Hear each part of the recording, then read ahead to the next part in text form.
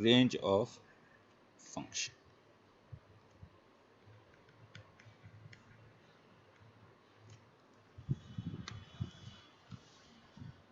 तो जैसा कि आपको मालूम है कि फंक्शन को हम कई डिफरेंट वे में लिखते हैं।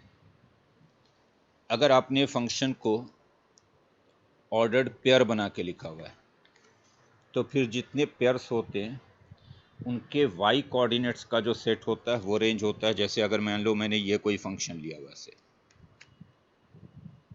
से मैंने ये मान लो कोई फंक्शन लिखा हुआ है f -1 0 2 1 3 -1 4 0 5 1।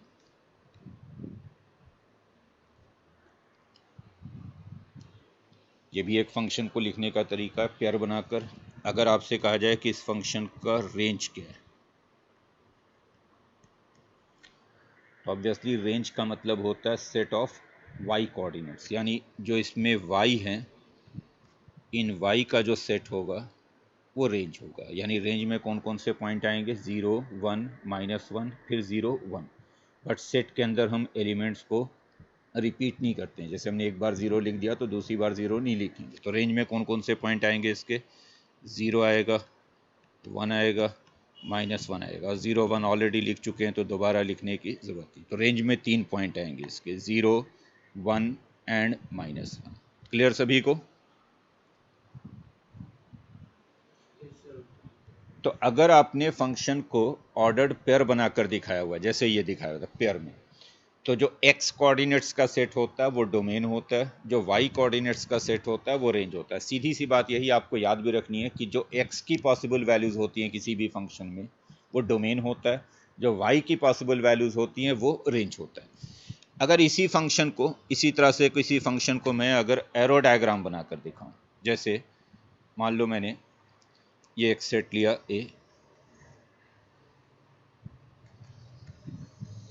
और ये एक दूसरा सेट लिया B, और ये मैं कह रहा हूँ कि f एक फंक्शन है जो A से B में डिफाइंड हो रहा है।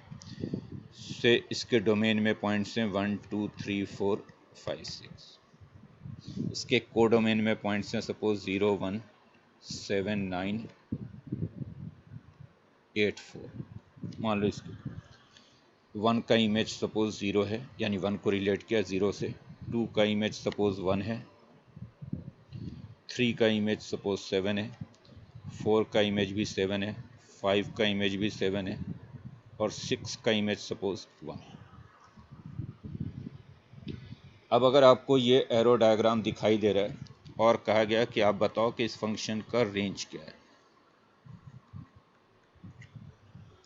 तो फिर से वही रेंज आपको देखना है। रेंज को आप कई तरीके से बोल सकते हो। रेंज को आप बोल सकते हो सेट ऑफ y कोऑर्डिनेट्स, या रेंज को आप बोल सकते हो सेट ऑफ इमेजेस, यानी जो इमेज बने हैं उसी का सेट रेंज होगा। तो इसमें इमेज कौन कौन से बने 0 1 इमेज बना है, 1 इमेज बना है, 7 इमेज बना है, बस 9 8 4 किसी के इमेज नहीं बने। तो इमेजेस का जो सेट है वही रेंज है। तो रेंज में सिर्फ 3 ही आएंगे, कौन कौन से 0 1 7। 9 8 एंड 4 रेंज में नहीं आएंगे क्योंकि 9 8 एंड 4 किसी का इमेज नहीं बना है। जो इमेजेस बने हैं वही रेंज में आएंगे। 1 का इमेज बना है 0, 2 का इमेज बना है 1, 3 का इमेज बना 7, 4 का भी इमेज 7, 5 का भी इमेज 7, 6 का इमेज बना। क्लियर है ये? तो इसके रेंज में 3 पॉइंट्स हैं 0 1 एंड 7। ये भी मैंने कहा था कि जो अगर फंक्शन ए से बी में डिफाइन कर रहे हो तो रेंज को हम ऐसे भी डिनोट करते हैं एफ ऑफ ए से। अगर कई बार ये लिखने को कहा जाए कि राइट एफ ऑफ ए, तो आप समझ जाएं कि आपको फंक्शन का रेंज लिखने को कहा जा रहा है। इस नोटेशन को याद रखेंगे। एफ ऑफ ए लिखने का मतलब है कि आपको फंक्शन का रेंज लिखना है। क्लियर है ये तो हो गया जब फंक्शन ऑर्डर्ड पेयर बनाकर दिखाई दिया जाए, या जैसे पहले ऑर्डर्ड पेयर में था, या फिर एरो डायग्राम में। लेकिन अगर फंक्शन ऐसे नहीं दिया हुआ, फंक्शन का रूल दिया हुआ, डेफिनेशन दिया हुआ, जैसे इस तरह से फंक्शन गिवन है, ये फंक्शन है under root x minus 1/6 - x, या ये फंक्शन है, अगर फंक्शन का सिर्फ डेफिनेशन गिवन है, रूल गिवन है, फिर रेंज कैसे फाइंड करते हैं। तो अगर आपको फंक्शन का सिर्फ रूल गिवन है और फंक्शन का रेंज निकालने को कहा जाए, से आपका फंक्शन एफ एक्स है, तो आप एफ एक्स की जगह पे वाई रख दो और फिर ये देखो कि y की क्या क्या पॉसिबल वैल्यूज़ हो सकती हैं। y की जो भी पॉसिबल वैल्यूज़ हो सकती हैं वही रेंज होगा। रेंज का मतलब ही होता है set of all the possible values of y। Set of all the possible values of a function is known as range. तो रेंज को हम अगर दूसरे तरीके से डिफाइन करें, तो रेंज को हम डिफाइन कैसे करते हैं, set of all possible values, possible values बोलो या पॉसिबल इमेजेस बोलो, एक ही बात है, इमेज को ही हम वैल्यू बोलते हैं। Set of all possible values of a function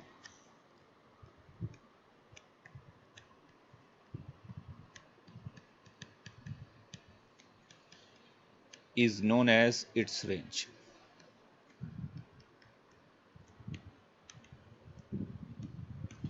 किसी भी फंक्शन की जितनी भी पॉसिबल वैल्यूज़ हो सकती हैं वही उसका रेंज है। अब कई बार तो हम ऑब्जर्वेशन से जस्ट लॉजिक लगा के रेंज बता सकते हैं। अगर हमें वैसे ही दिख रहा हो कि फंक्शन की मिनिमम वैल्यू क्या हो सकती है, मैक्सिमम वैल्यू क्या हो सकती है, तो हम लॉजिक से ही भी रेंज लिख देंगे। खास करके ऑब्जेक्टिव में अगर वैसा फंक्शन है जिसका मैक्सिमम मिनिमम हमें वैसे ही पता है तो हम सीधा बता देंगे। जैसे अगर फंक्शन साइन एक्स है तो हमें पता है कि साइन मैक्सिमम 1 होता है, मिनिमम -1 होता है, तो हम कह देंगे कि इसका रेंज -1 से लेकर 1 तक हो गया। तो कई बार तो हम लॉजिकली देख कर रेंज लिख देते हैं फंक्शन की। जैसे मान लो अभी मैं पहले कुछ वैसे फंक्शंस का एग्जांपल लिख रहा हूँ जिसमें मैं देख कर रेंज बता दूंगा कि इस फंक्शन की रेंज कहाँ से कहाँ तक होगी। तो पहले कुछ वैसे क्वेश्चन कर रहे हैं। मान लो हमने कहा कि फंक्शन हमारा से f x is equal to sine x है, बल्कि लिख दिया मैंने से साइन एक्स प्लस 7 है ये फंक्शन, और आपसे पूछा कि इस फंक्शन का रेंज क्या है, इस फंक्शन की वैल्यू कहाँ से कहाँ तक हो सकती है। तो क्या बोल रहा हूँ मैं कि आपको एफ एक्स को वाई रख देना है, तो वाई हो गया साइन एक्स प्लस 7। और रेंज फाइंड करने का मतलब होता है कि आपको y की वैल्यू देखनी है कि y की वैल्यू कहाँ से कहाँ तक जा सकती है। तो ये तो ऑब्जर्वेशन से ही पता लग रहा है, चूंकि साइन एक्स ज़्यादा से ज़्यादा 1 होता है तो y ज़्यादा से ज़्यादा 8 बन सकता है, 1 + 7। जब हम साइन एक्स को 1 रखेंगे तो 1 + 7 y मैक्सिमम 8 हो सकता है। और साइन एक्स मिनिमम -1 होता है, जब हम साइन एक्स को -1 रखेंगे तो y बनेगा -1 + 7 यानी 6। तो y की मिनिमम वैल्यू 6 हो सकती है और मैक्सिमम वैल्यू 8 हो सकती है। क्लियर है ये सभी को? अगर आपको करके दिखाना हो, वैसे तो ऐसे क्वेश्चन में आप लॉजिकली तुरंत आंसर बोल दिया करो कि भाई साइन एक्स -1 से 1 तक जाएगा, तो दैट मीन्स कि y ज़्यादा से ज़्यादा 8 हो सकता है और कम से कम 6 हो सकता है। इसको लिख के दिखाना हो तो आप ऐसे लिखा दो कि जो साइन एक्स है ये मिनिमम -1 होगा, मैक्सिमम 1 होगा। साइन एक्स इसी बीच में रहता है, -1 और 1 के बीच में। तो जब हम इसमें 7 ऐड करेंगे, साइन एक्स प्लस 7, तो इधर हो जाएगा -1 + 7 यानी 6, और इधर हो जाएगा 1 + 7 यानी 8। तो साइन एक्स प्लस 7 की वैल्यू जो है 6 से 8 तक ही जा सकती है, और साइन एक्स प्लस 7 को ही हम y बोल रहे हैं, तो y कहाँ से कहाँ तक जा सकता है, 6 से लेकर 8 तक। तो हम कहेंगे कि इस फंक्शन का जो रेंज है वो 6 से लेकर 8 तक। तो range of this function is 6 to 8। Clear?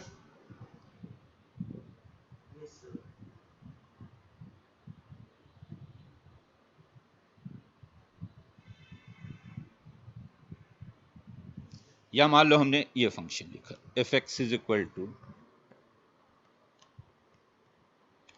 से 3x² + 4। पूछा गया कि इस फंक्शन का रेंज क्या है। अभी मैं सिर्फ वैसे एग्जांपल ले रहा हूँ जिसको मैं देख कर बता सकता हूँ कि रेंज क्या है, मुझे कुछ करने की ज़रूरत नहीं है। अब देखो, इसको देखकर आप कैसे बता सकते हैं इस फंक्शन का रेंज क्या है। अगर एफ एक्स को y बोल दूँ मैं, y है 3x² + 4।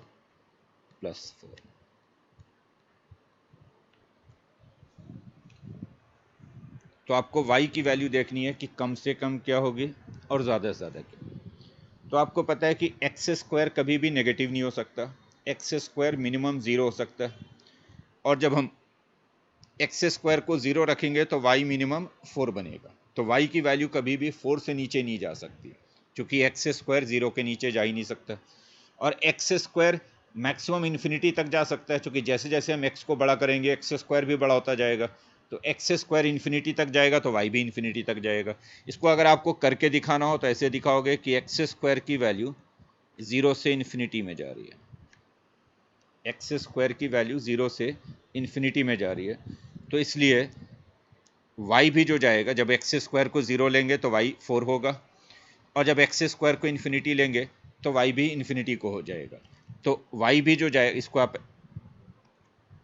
चूंकि एक्स स्क्वायर 0 से इन्फिनिटी में जा रहा है तो y की मिनिमम वैल्यू 4 होगी और मैक्सिमम वैल्यू इन्फिनिटी होगा। तो y जाएगा 4 से लेकर इन्फिनिटी, यानी इसका रेंज हो गया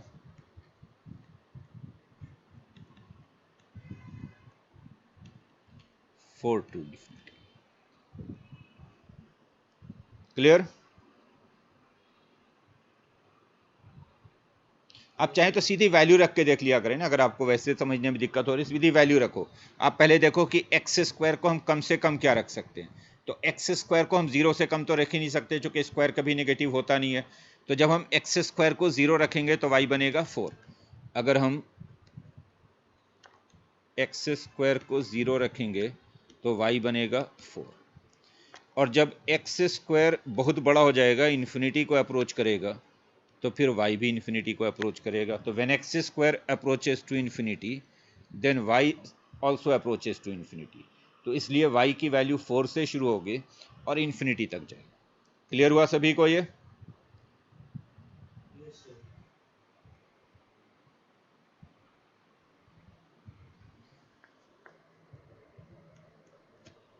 अब मान लो ये फंक्शन होता है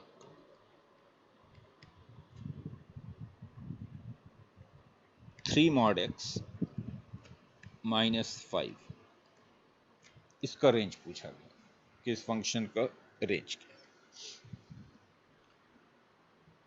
सारे क्वेश्चन में आप साथ साथ अगर डोमेन भी देखते चलो ताकि रिवीजन होता रहे। जैसे ये वाला जो फंक्शन था sin x + 7, इसका डोमेन ऑल रियल नंबर होगा, क्योंकि sin x ऑलवेज डिफाइंड होता है।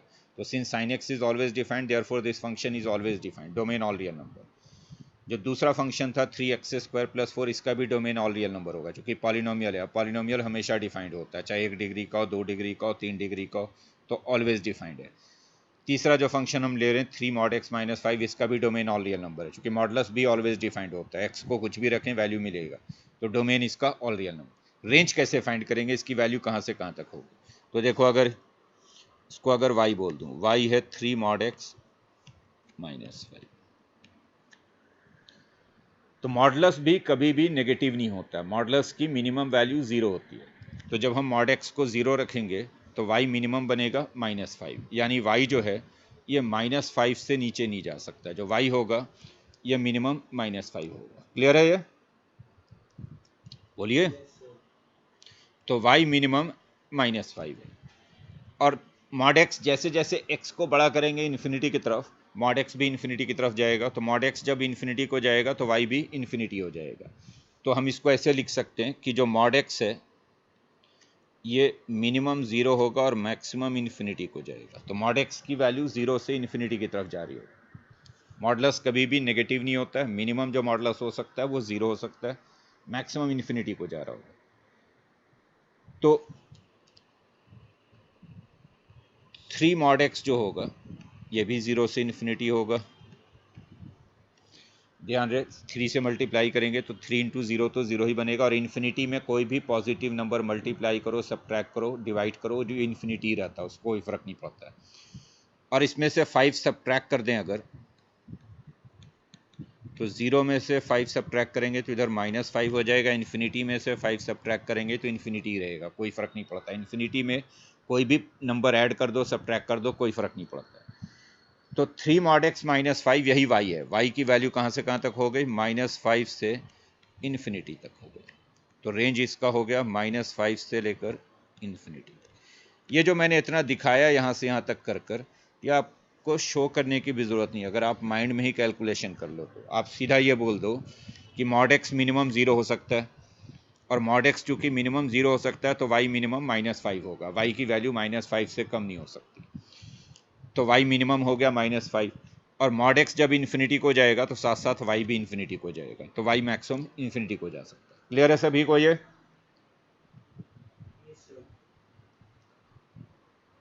बोलो, क्लियर है सभी को? ये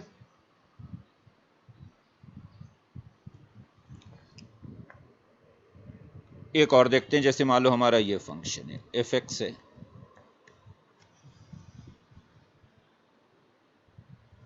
से फंक्शन है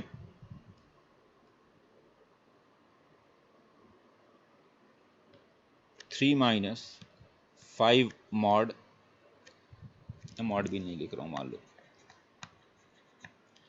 3 - 5 एक्स स्क्वायर, इसका रेंज पूछा गया कि ये कहां से कहां तक जा सकता है।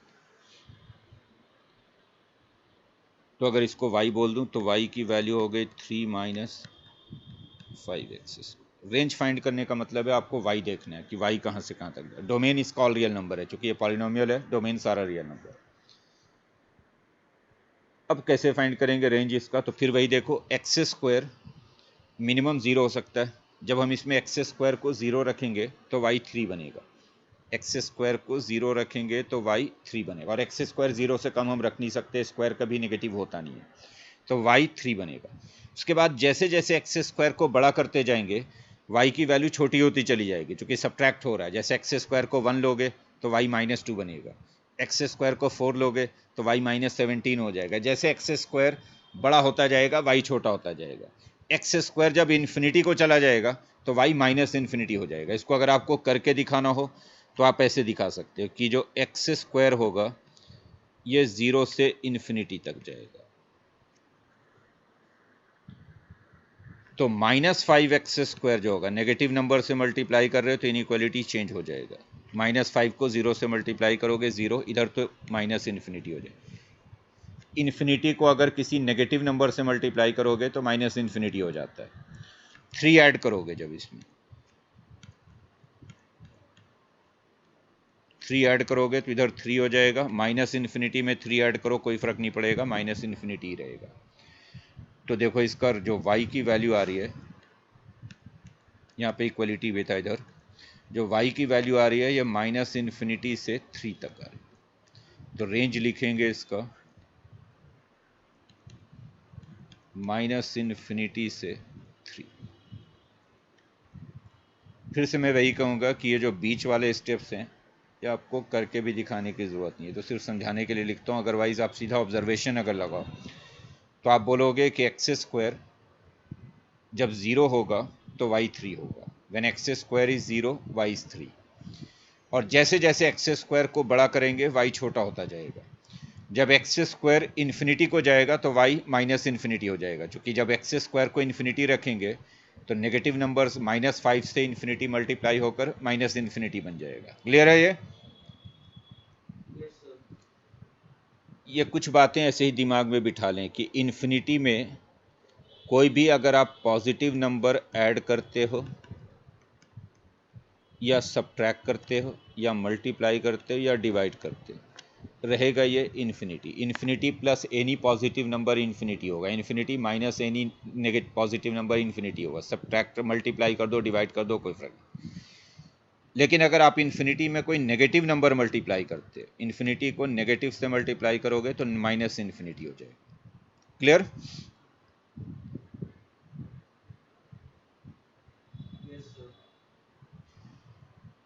ये तो हो गया जिसमें हम सीधा ऑब्जर्वेशन से बता देते हैं कि फंक्शन का रेंज क्या है, लेकिन हर बार हम इतनी आसानी से ऑब्जर्वेशन से फंक्शन का रेंज नहीं बता पाएंगे। तो कुछ मेथड्स आपको दिमाग में रखने हैं रेंज फाइंड करने के लिए। ध्यान से सुनिएगा।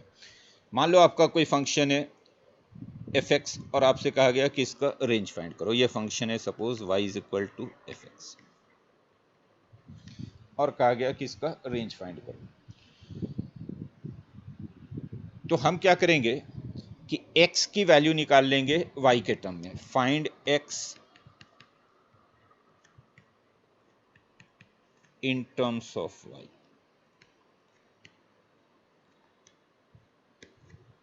यानी इस फंक्शन को ऐसा कन्वर्ट कर देंगे x is equal to g y, यानी लेफ्ट साइड पे सिर्फ x और राइट पे y का फंक्शन बना देंगे, यानी y वाले सारे टर्म राइट पे होंगे, लेफ्ट में सिर्फ x होगा।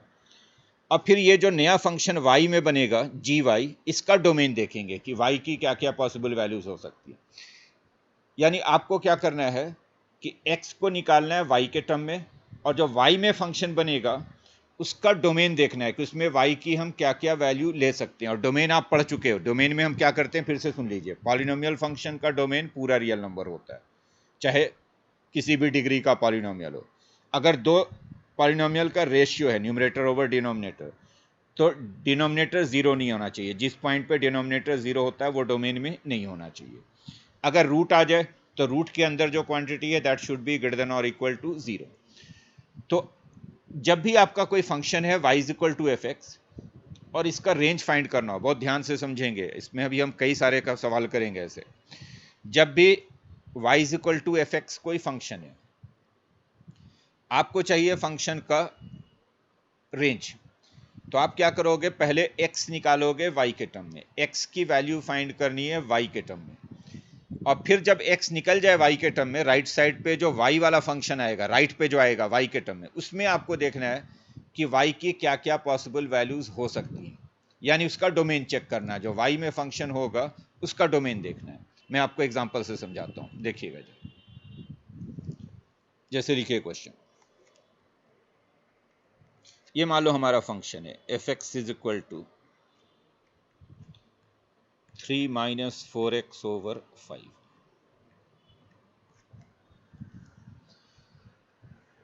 अगर मान लो मुझसे इसका डोमेन और रेंज दोनों पूछा गया कि इस फंक्शन का डोमेन क्या है और रेंज क्या है, पहले तो आप मुझे ये बताओ देवेन कि इस फंक्शन का डोमेन क्या होगा। देवेन,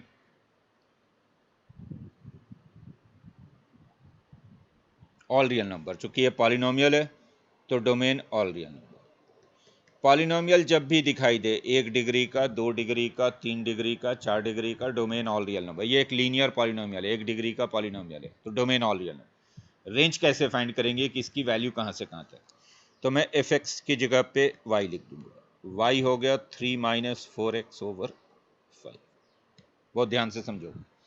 अब हम क्या करेंगे, इसको सॉल्व करके x की वैल्यू निकालेंगे y के टर्म में। सॉल्व करो इसको, तो आएगा 5y 3 माइनस 4x, तो इससे 4x आ जाएगा 3 माइनस 5y, तो इससे x आ जाएगा 3 माइनस 5y बाई 4। x आ गया 3y 3 माइनस 5y बाई 4। और जब x निकल गया तो अब आप देखो कि ये जो नया फंक्शन बना 3 माइनस 5y ओवर y, इसमें y की क्या क्या पॉसिबल वैल्यूज हो सकती है। तो ये जो नया फंक्शन बना 3 माइनस 5y बाई 4, ये भी पॉलिनोमियल ही बन रहा है, और पॉलिनोमियल का डोमेन ऑल रियल नंबर होता है, तो इसलिए इसमें y can be any real number. तो y can be any real number, यानी y बिलोंग्स टू r है, तो इसलिए रेंज हो जाएगा इसका ऑल रियल। तो इसका डोमेन भी ऑल रियल नंबर है, रेंज भी ऑल रियल। क्लियर हुआ सभी को ये? हाँ बोलो।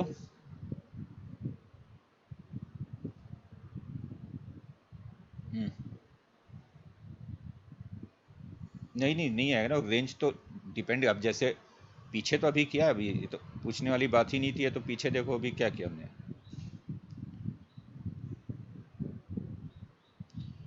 अब जैसे ये फंक्शन था 3 माइनस 5x स्क्वायर, इसका भी डोमेन ऑल रियल नंबर है, बट इसका जो रेंज आ रहा है वो माइनस इन्फिनिटी से 3 आ रहा है, रेंज ऑल रियल नंबर नहीं आ रहा है। या ये फंक्शन था, इसका भी डोमेन ऑल रियल नंबर है, बट इसका जो रेंज आ रहा है वो -5 टू इन्फिनिटी है। ये जो फंक्शन है इसका भी डोमेन ऑल रियल नंबर है, ये बोला ही था, बट इसका जो रेंज है वो 4 टू इन्फिनिटी है। क्लियर? रेंज का मतलब है कि y की वैल्यू कहां से कहां तक जा सकती है, ये देखना होता आपको। तो जैसे अब अगर मैं x निकाल लूं y के टर्म में और इसको देखूं सिर्फ, तो y can be any real number, चूंकि ये पॉलिनोमियल है और पॉलिनोमियल में y कुछ भी हो सकता है, तो y can be any real number, यानी रेंज इसका ऑल रियल नंबर से। क्लियर सभी को?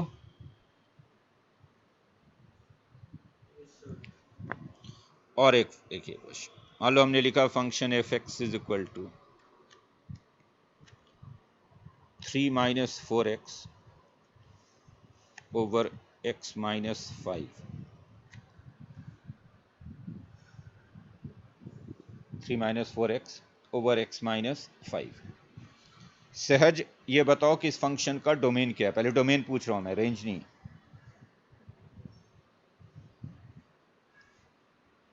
बिल्कुल, इसका डोमेन होगा ऑल रियल नंबर्स एक्सेप्ट 5, 5 छोड़कर। 5 क्यों छोड़ रहे हैं? क्योंकि 5 पे इसका डिनोमिनेटर 0 हो जाएगा, यानी आप डिनोमिनेटर का जो रूट है वो डोमेन में नहीं होना चाहिए। x minus 5 should not B 0, जो डिनोमिनेटर है वो 0 नहीं होना चाहिए, तो x शुड नॉट बी 5। तो इसलिए x 5 नहीं हो सकता, बाकी कुछ भी हो सकता है। तो डोमेन क्या लिखेंगे? All real numbers accept 5। Clear? ये बात क्लियर है सभी को? अब इसका रेंज क्या होगा? अगर मान लो इस फंक्शन का रेंज पूछा गया, तो वैसे ही एफ एक्स को y लिख दिया, एफ एक्स को हमने लिख दिया y।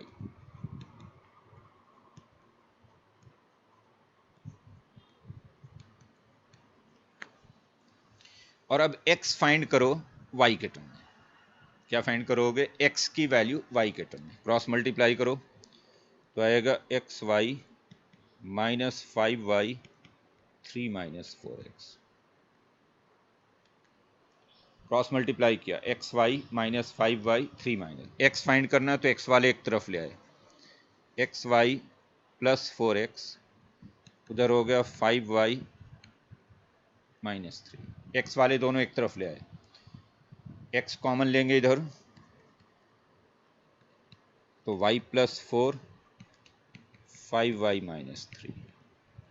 तो देखो हमें x मिल गया, x की वैल्यू मिल गई 5y minus 3 over y plus 4। तो ये x निकल गया y के टर्म में, 5y minus 3 over y plus 4। और बड़ा क्लियर है कि अब अगर मैं इसको देखूं, इस फंक्शन को जिसको मैं इनक्लोज कर रहा हूं y वाले फंक्शन, तो ऑब्वियसली इसमें जो मैंने सर्कल में इनक्लोज किया हुआ है, इसमें y कुछ भी हो सकता है, any real number, but y minus 4 नहीं हो सकता, क्योंकि अगर y को माइनस 4 लेंगे तो डिनोमिनेटर 0 होगा, यानी जो डिनोमिनेटर है इसका ये 0 नहीं होना चाहिए। तो y should not B minus 4। तो y की वैल्यू सिर्फ माइनस 4 नहीं हो सकती, बाकी कुछ भी हो सकता है। तो इसलिए इसका रेंज क्या लिखेंगे?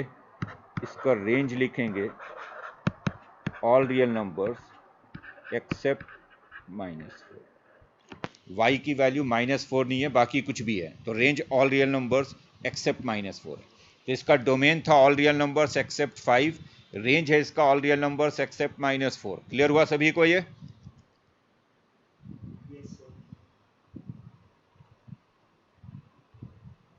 बोलो, सभी को क्लियर है ये?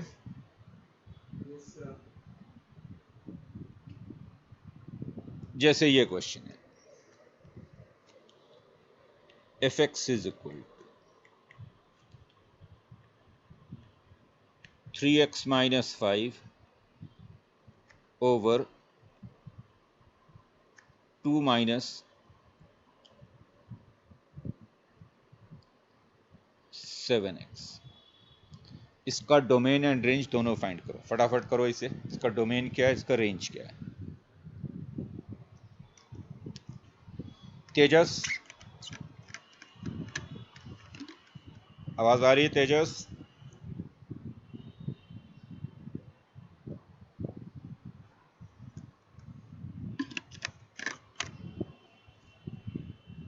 प्रणय, प्रणय, डोमेन बता दो इसका फटाफट जल्दी से।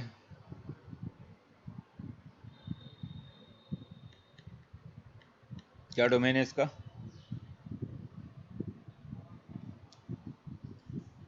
7/2 या 2/7?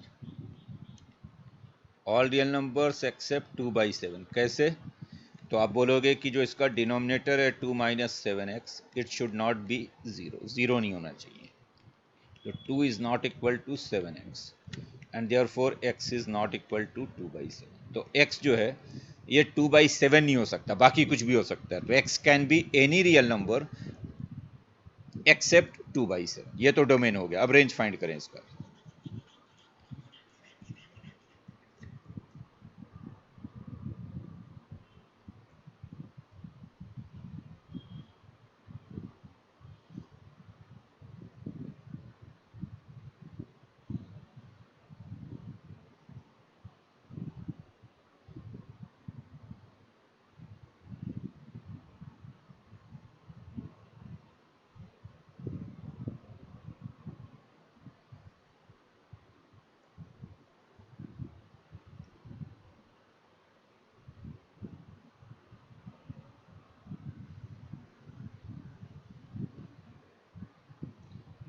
क्या रेंज है इसका, देवेन बोलो।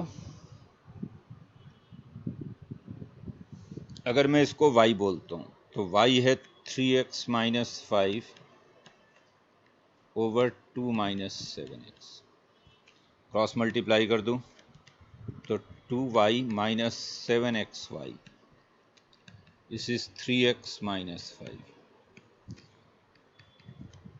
2y प्लस 5 उधर हो गया 3x plus 7xy। 2y plus 5, चूँकि मुझे x फाइंड करना है तो x कॉमन ले लिया उधर, 3 प्लस 7y। तो देखो x निकल कर आ रहा है 2y plus 5 over 7y plus 3। तो ये x की वैल्यू है। x की वैल्यू है 2y plus 5 over 7y plus 3। तो ऑब्वियसली जो इसका डिनोमिनेटर है 7y plus 3, it should not be zero, यानी y शुड नॉट बी -3/7। तो y -3/7 नहीं हो सकता, बाकी कुछ भी हो सकता है। तो इसलिए हम कहेंगे कि इसका रेंज है all real numbers accept -3/7। Clear? बोलो, समझ में आया सभी को ये?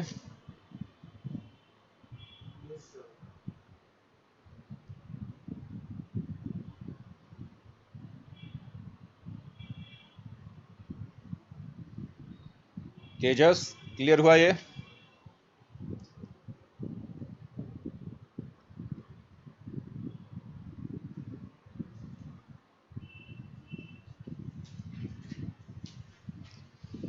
नेक्स्ट क्वेश्चन देखते हैं। फंक्शन है हमारा f(x) is equal to 2 over x square plus 1। पूछा गया कि इस फंक्शन का डोमेन क्या है और रेंज क्या है। ध्यान से देखिएगा। पहले तो डोमेन की बात करते हैं। तो देखो इसका जो डिनोमिनेटर है, इसका अगर रूट फाइंड करूं तो एक्स स्क्वायर माइनस 1 कभी हो ही नहीं सकता, यानी इसका कोई रियल रूट नहीं है। अगर आप डिनोमिनेटर का रूट फाइंड करने जाओगे तो एक्स स्क्वायर माइनस 1 होगा, और एक्स स्क्वायर माइनस 1 है, कभी हो नहीं सकता। रियल नंबर का स्क्वायर कभी नेगेटिव होता नहीं है, यानी डिनोमिनेटर का कोई रियल रूट नहीं है। तो इसका मतलब है कि इसका डोमेन ऑल रियल नंबर्स है। Domain is R. क्लियर सभी को ये?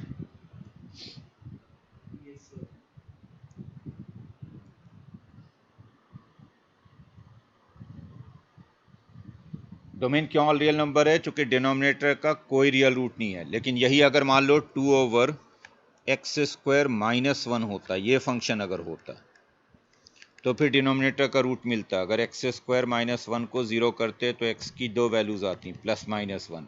तो फिर आप डोमेन लिखते all real numbers accept plus minus 1। ध्यान रखिएगा, अगर ये फंक्शन है तो डोमेन होगा all real numbers accept plus minus 1। ऊपर वाले केस में डोमेन ऑल रियल नंबर्स है, क्योंकि डिनोमिनेटर का कोई रूट है नहीं। क्लियर है सभी को ये? अब रेंज कैसे देखेंगे इस फंक्शन, कि इसकी वैल्यू कहाँ से कहाँ तक हो सकती है? ध्यान से देखिएगा। तो वैसे इसको मैंने एफ एक्स को वाई बोल दिया। वाई है 2/x² plus Y is 2/x² plus.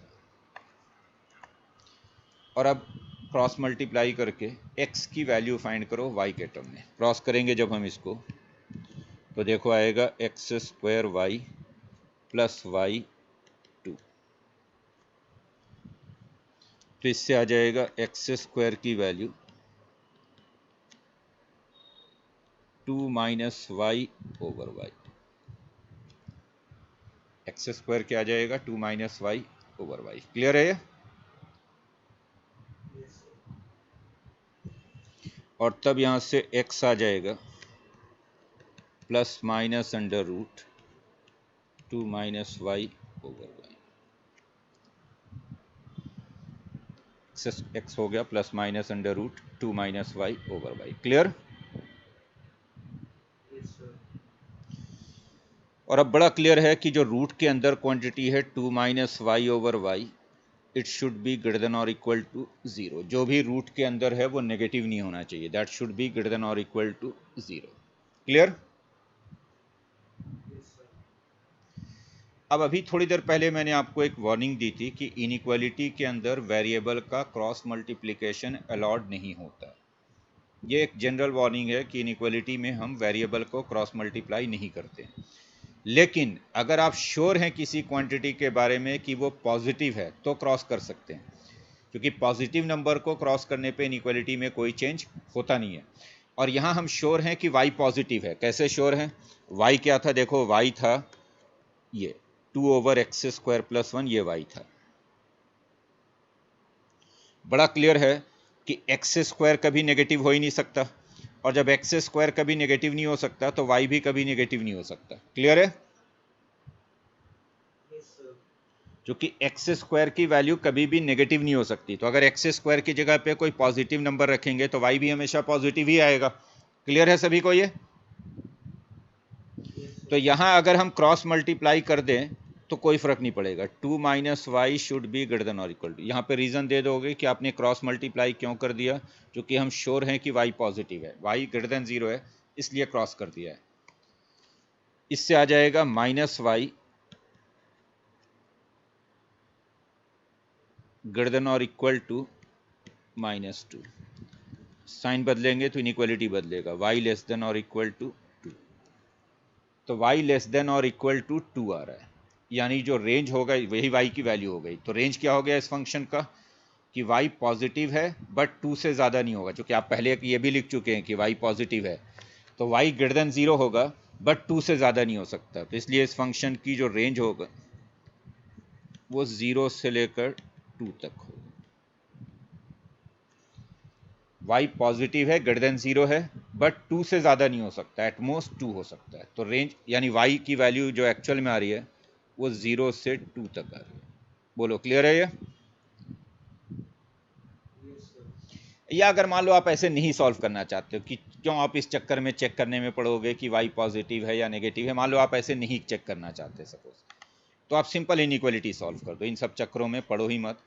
अगर मैं सिंपल यही रूल बना लूँ कि मुझे क्रॉस मल्टीप्लाई नहीं करना है तो ठीक है, मैं क्रॉस मल्टीप्लाई नहीं करता हूँ, मैं इसको सिंपल सॉल्व करता हूँ। तो अगर इसके रूट्स को मैं नंबर लाइन पे रिप्रेजेंट करता तो 2 रूट आता है, न्यूमरेटर का रूट आता है 2 और डिनोमिनेटर का रूट आता है 0। क्योंकि न्यूमरेटर को इक्वल टू 0 करेंगे तो y 2 बनेगा और डिनोमिनेटर को इक्वल टू 0 करेंगे तो y 0 बनेगा। तो 2 रूट आ गए 2 एंड 0। y को अगर हम 2 से बड़ा रखेंगे इसमें, यहाँ पे जिसको मैं सर्कल के अंदर डाल रहा हूँ, y को अगर 2 से बड़ा रखेंगे तो ये नेगेटिव बनेगा। तो पहला साइन हो गया नेगेटिव, फिर पॉजिटिव, फिर नेगेटिव। तो नेगेटिव पॉजिटिव नेगेटिव, आपको पॉजिटिव वाला इंटरवल लेना है। तो 0 से 2 आंसर हो गया, बट ध्यान रहे इंटरवल क्लोज होगा सिर्फ न्यूमरेटर वाले पॉइंट पे, तो इसलिए आंसर हो गया 0 से 2। तो y की वैल्यू 0 से लेकर 2 तक होगी। क्लियर है सभी को ये? आप देख रहे हैं कि सारा इनइक्वालिटी का खेल है। अगर आपको इनइक्वालिटी सॉल्व करनी नहीं आती है तो आप फंस जाओगे, बार बार फंस जाओगे। इसलिए मैं कर रहा हूँ कि इनइक्वालिटी आप रिवाइज कर लो एक बार, इसको छोड़कर, बल्कि आप चाहें तो एक बार इनइक्वालिटी रिवाइज कर लें और उसके बाद फिर इसको सॉल्व करें। तो देखो हम क्या करेंगे, रेंज फाइंड करने के लिए फिर से वही काम किया हमने कि एफ एक्स को वाई रखा, देन एक्स फाइंड किया वाई के टर्म में, बट इस बार जो एक्स आया वो रूट में आ गया, और चूंकि रूट में आ गया तो फिर जो रूट के अंदर वाला क्वांटिटी है that should be greater than और इक्वल टू जीरो। तो टू, जब भी कोई क्वांटिटी रूट के अंदर आ जाए तो that should be greater than और इक्वल टू जीरो। तो two minus y over y को हमने ग्रेटर देन और इक्वल टू जीरो कर दिया, ये इनइक्वालिटी सॉल्व कर दी। समझ में आ गया सभी को? जैसे आप इसका रेंज, डोमेन और रेंज दोनों बताएंगे। फंक्शन है हमारा f x is equal to 3 over x square minus 4, find its domain and range both. करोगे इसे?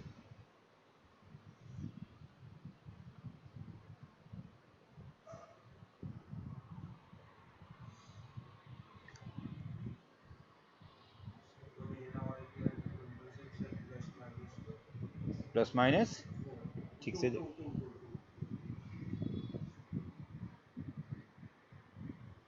रूपन, डोमेन क्या होगा इसका? डोमेन बता दो।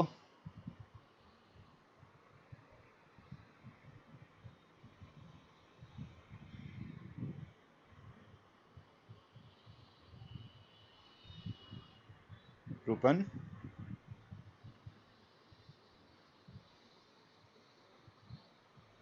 यहां बोलो डोमेन क्या है इसका?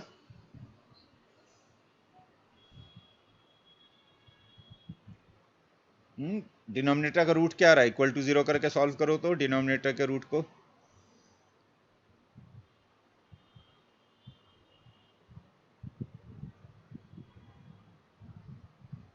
कैसे प्लस माइनस 4 आ रहा है? रूट कैसे निकाल रहे हो आप? अगर आप डिनोमिनेटर को इक्वल टू जीरो करोगे, आपको क्या करना होता है? डिनोमिनेटर का रूट फाइंड करना होता है। तो अगर मैं डिनोमिनेटर का रूट फाइंड करूंगा तो एक्स स्क्वायर 4, और एक्स स्क्वायर 4 है तो एक्स की वैल्यू प्लस माइनस रूट 4 होगी, प्लस माइनस रूट 4 यानी प्लस माइनस 2। तो ये दो पॉइंट डोमेन में नहीं होने चाहिए, क्योंकि इन दो पॉइंट पे डिनोमिनेटर जीरो होगा। आप चाहें तो इसको ऐसे भी लिख दिया करें कि denominator should not be zero, तो this should not be 4, this should not be plus minus root 4, यानी should not be plus minus 2। तो x जो है वो प्लस माइनस 2 नहीं होना चाहिए, बाकी कुछ भी होगा। तो हम डोमेन लिखेंगे इसका all real numbers accept plus minus 2। अब रेंज फाइंड करो, रेंज फाइंड करो इसका।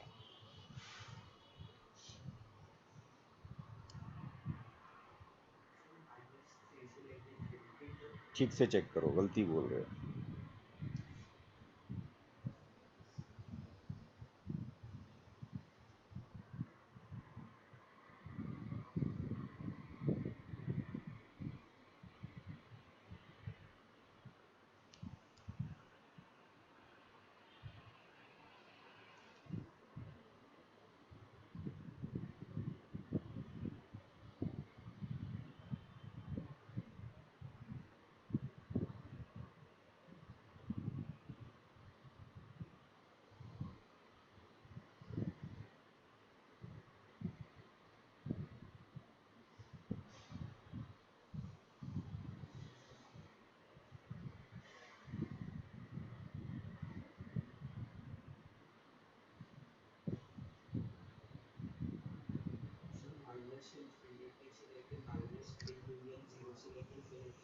चलो देखते हैं इसका रेंज।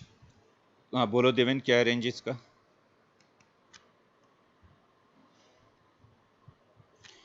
देखता हूं, अगर मैं इसको y बोलता हूं, कभी भी आपको फंक्शन का रेंज फाइंड करना है, रूल्स को दिमाग में बिठा लो। क्या करते हैं, सबसे पहले तो हम x की वैल्यू निकालेंगे y के टर्म में। एक find x in terms of y, तो क्रॉस करो इसको, x square y minus 4y, this is 3। इससे एक्स स्क्वायर वाई, ये हो गया 4y प्लस 3। तो इससे एक्स स्क्वायर आ गया 4y प्लस 3/y, और तब इससे x आ जाएगा plus minus under root 4y plus 3/y। तो पहला काम तो आपको करना है कि x फाइंड कर देना है y के टर्म में। और अब देख रहे हैं कि जो हमारा x निकल कर आया वो रूट के अंदर आया, और रूट के अंदर आया तो जो रूट के अंदर क्वांटिटी है it should be greater than और इक्वल टू 0। ये ग्रेटर देन और इक्वल टू 0 होना चाहिए। 4y प्लस 3 हो गया। अगर इसके रूट्स को नंबर लाइन पे रिप्रेजेंट करूं तो इसके न्यूमरेटर का रूट आ रहा है -3/4, डिनोमिनेटर का रूट आ रहा है 0। न्यूमरेटर को इक्वल टू 0 करूंगा तो -3/4, डिनोमिनेटर को इक्वल टू 0 करूंगा तो आएगा 0। पहले जो सबसे राइट वाला इंटरवल है 0 के आगे, अगर मैं y को 0 से बड़ा लूंगा तो ये पॉजिटिव बनेगा, जो सर्कल में डाल रहा हूं इसको। अगर इसमें मैं y को 0 से बड़ा रखूं तो ये पॉजिटिव बनेगा, देन नेगेटिव, फिर पॉजिटिव। तो ये हो गया पॉजिटिव नेगेटिव पॉजिटिव। आपको लिखना है ग्रेटर देन और इक्वल टू 0 मीन्स पॉजिटिव वाला इंटरवल, तो इसलिए आप y लिखोगे -∞ टू -3/4। पॉजिटिव वाला एक तो ये इंटरवल है, -3/4 पे क्लोज होगा, यूनियन 0 टू इन्फिनिटी, 0 पे ओपन रहेगा। तो इफ न्यूमरेटर वाले पॉइंट पे क्लोज होगा, बाकी सब ओपन रहेगा। तो यही इस फंक्शन का रेंज होगा। इस फंक्शन का रेंज है -∞ से -3/4, यूनियन 0 टू इन्फिनिटी। क्लियर है सभी को?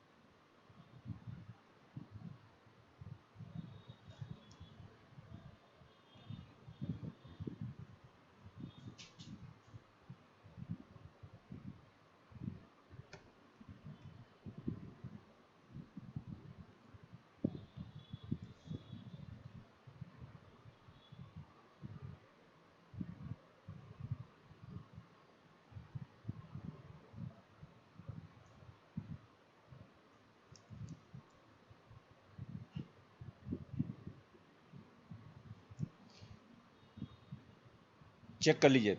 क्लियर है सभी को? कुछ पूछना तो नहीं है इसमें?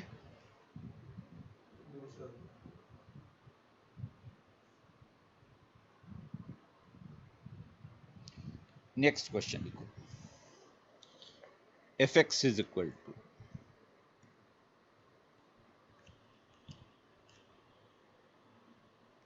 x² प्लस 1, बल्कि लिखो x² plus 4 over x² plus 2। Find its domain and range.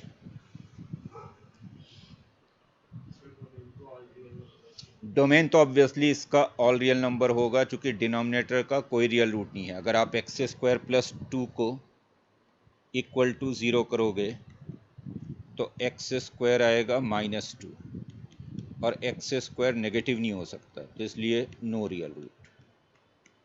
और नो रियल रूट का मतलब चूंकि डिनोमिनेटर का कोई रियल रूट नहीं है तो डोमेन इसका ऑल रियल नंबर है। आप रेंज फाइंड करके करोगे इसे।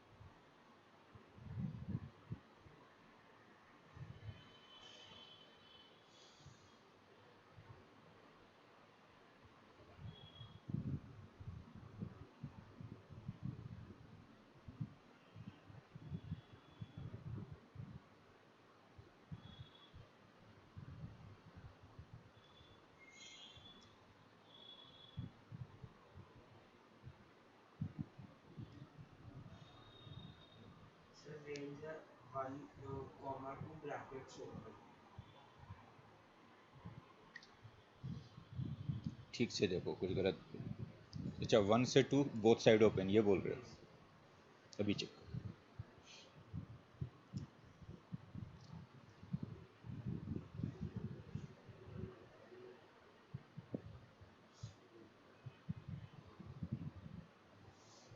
देखते हैं इसको।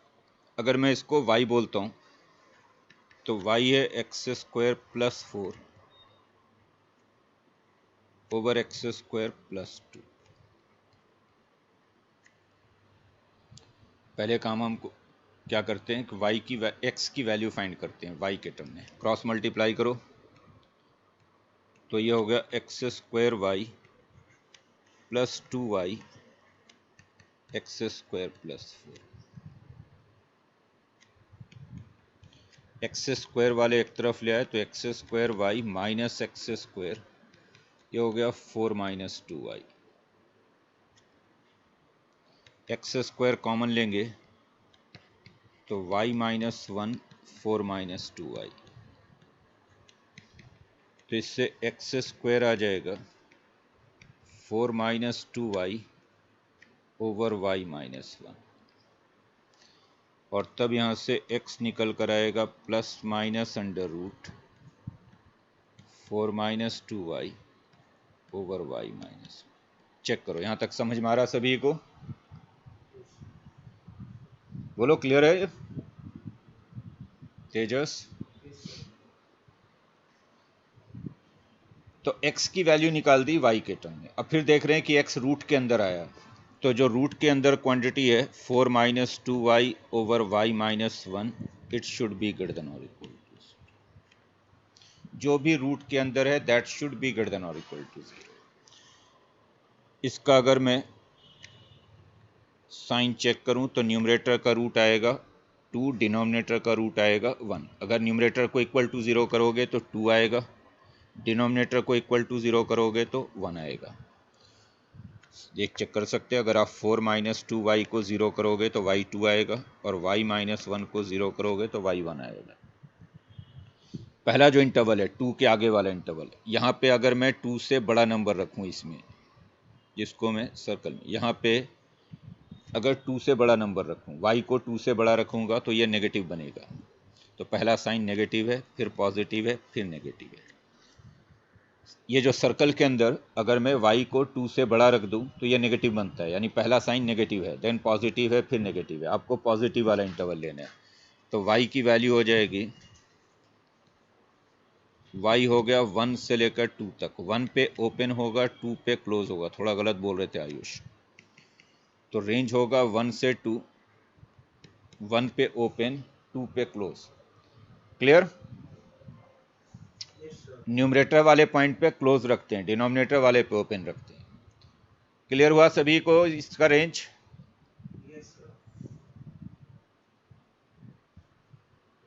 सहज क्लियर है?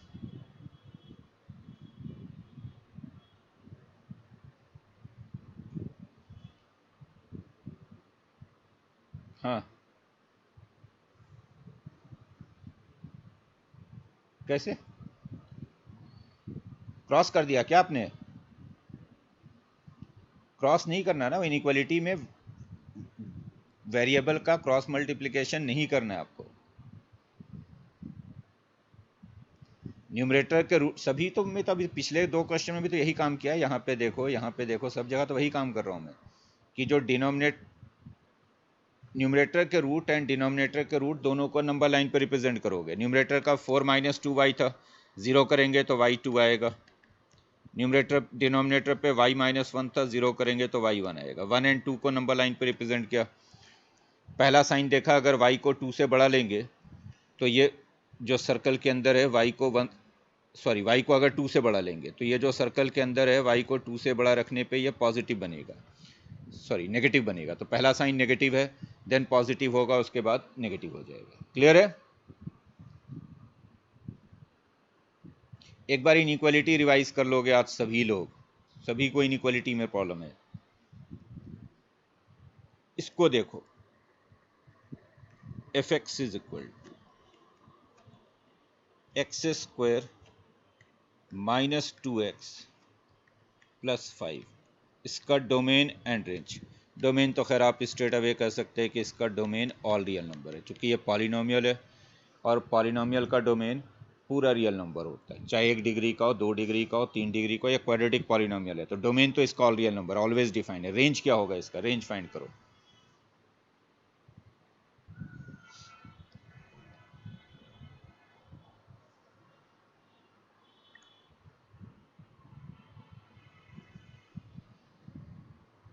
इसका रेंज भी ऑल रियल नंबर्स होएगा। नहीं, बिल्कुल नहीं।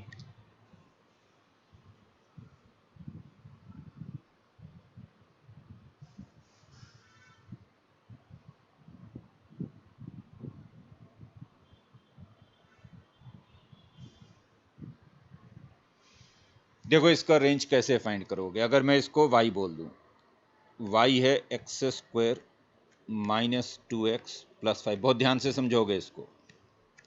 तो देखो ये एक क्वाड्रेटिक इक्वेशन आ जाएगा, X square minus 2x plus 5 minus Y 0। तो ये क्वाड्रेटिक इक्वेशन हो गया A X square plus B X plus C is equal to 0। कैसा क्वाड्रेटिक हो गया ये, A X square plus B X plus C 0। A का काम यहाँ पे 1 कर रहा है, बी का काम यहाँ पे -2 कर रहा है और सी का काम 5 माइनस वाई करेगा। यह क्लियर है सभी को? Yes sir. आपने एफ एक्स को वाई बोल दिया और एक तरफ ट्रांसफर कर दिया तो ये क्वाड्रेटिक इक्वेशन बन गया A X square plus B X plus C, A1 B-2 C 5 minus Y. नौ एक्स फाइंड करना है हमें, तो एक्स कैसे फाइंड करते हैं क्वाड्रेटिक में, -b plus minus under root b square minus 4ac by 2a। तो x आ जाएगा -b plus minus under root b square minus 4ac by 2a। Value डालो, -b हो गया 2 क्योंकि b -2 है, बी स्क्वायर हो जाएगा 4a, a की जगह पे 1 और c की जगह पे 5 minus y over 2a, a1 है। आपने सारी वैल्यूज डाल दी, a की जगह पे 1, b की जगह पे -2, c की जगह पे 5 माइनस वाई। तो यहाँ से x निकल कर आ गया। एक्चुअली हमारा काम सिर्फ ये होता है x फाइंड करना। x क्या निकल कर आ रहा है, देखो आ रहा है 2 plus minus under root, root के अंदर देखो क्या आ रहा है, रूट के अंदर आ रहा है 4y माइनस 16 बाई 2। तो ये x निकल गया, x हो गया 2 plus minus under root 4y minus 16 by 2। ये क्लियर है सभी को? Yes sir. और जब x मिल गया तो अब हम देख रहे हैं कि रूट के अंदर आ रहा है 4y माइनस 16, तो जो रूट के अंदर क्वांटिटी है that should be greater than और इक्वल टू 0। जो भी रूट के अंदर है that should be greater than और इक्वल टू 0। तो इसे सॉल्व करेंगे तो 4y ग्रेटर देन और equal to 16, y greater than और इक्वल टू 4। तो ये रेंज हो गया, y की जो वैल्यू होगी वो ग्रेटर देन और इक्वल टू 4 हो गई, यानी 4 टू इन्फिनिटी। तो इस फंक्शन का रेंज होगा 4 से लेकर इन्फिनिटी तक। इस फंक्शन की वैल्यू कभी भी 4 से कम नहीं हो सकती, मिनिमम वैल्यू इसकी 4 है। क्लियर है? Yes sir. तो जब भी ऐसा क्वाड्रेटिक गिवन होगा, जैसे ये गिवन था, आपको एफ एक्स को वाई रख देना है, एक तरफ ले जाना है, एक क्वाड्रेटिक इक्वेशन बन जाएगा। उस क्वाड्रेटिक इक्वेशन का रूट निकालना है क्वाड्रेटिक वाले फॉर्मूले से, -b plus minus under root b square minus 4ac by 2a। फिर उसके बाद देखोगे कि जो रूट के अंदर आएगा that should be greater than और इक्वल टू 0। तो 4y minus 16 should be greater than और इक्वल टू 0, तो उससे y आ गया ग्रेटर देन और इक्वल टू 4। बोलो क्लियर है ये? Yes sir. आप सीधा यह भी कह सकते हैं कि जो क्वाड्रेटिक बनेगा उसका discriminant should be greater than और इक्वल टू 0, क्योंकि रूट के अंदर क्या आ रहा है, बी स्क्वायर माइनस 4ac है जो डिस्क्रिमिनेंट है। तो आप सीधा यह भी कह सकते हैं कि जो क्वाड्रेटिक बन रहा है उसका डिस्क्रिमिनेंट ग्रेटर देन और इक्वल टू 0 होना